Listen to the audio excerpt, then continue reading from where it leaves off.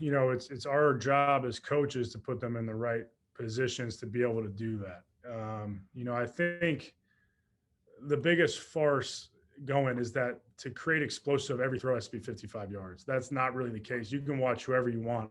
A lot of those explosive plays come in creating opportunities for your best players to have space and to be in a one-on-one opportunity. So if we can create space using the width of the field to create opportunity, if we can also then attack vertically with the speed we have, that's what leads to explosives. That's been obviously an emphasis for us is, especially in the quarterback room, we talk about vertical shots.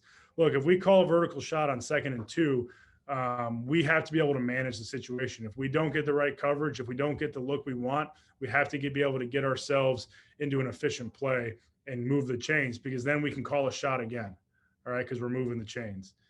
The other thing there is the quarterback's understanding, what are the premier looks to stretch the field? How do we want to take advantage of certain things that the defense is doing? And then obviously putting our right players in the right position. So throughout spring, we have been exploring opportunities to get down the field in different sets, doing some different things in terms of motions and putting guys in different spots to allow them to get favorable matchups where we can now use our speed to our advantage. Yeah, obviously, look, we want to be more efficient there. If we can get our red zone level to where it was on 3rd down, that's a very, that type of efficiency in the red zone is ultimately going to lead to more points. We can't settle for field goals. We all know that.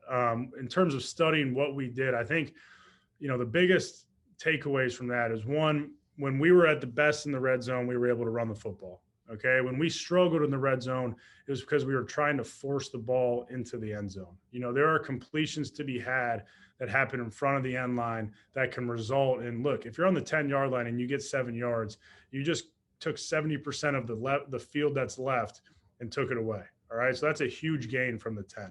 So there are opportunities to continue to push the ball in front of the end line and allow our best players. It could be catch after the run. It could be, down on the 2, and now we're in a great set on 2nd down. So I think, for myself, it's about how do we continue to balance ourselves in the red zone without feeling like every throw needs to get us a score. There are some other things that are very technical and schematic that I don't necessarily want to share at this moment, but at the end of the day, the other thing that we did when we were successful down there is we found opportunities to get our best players matched up one-on-one. And that's something that we're going to continue to strive to do.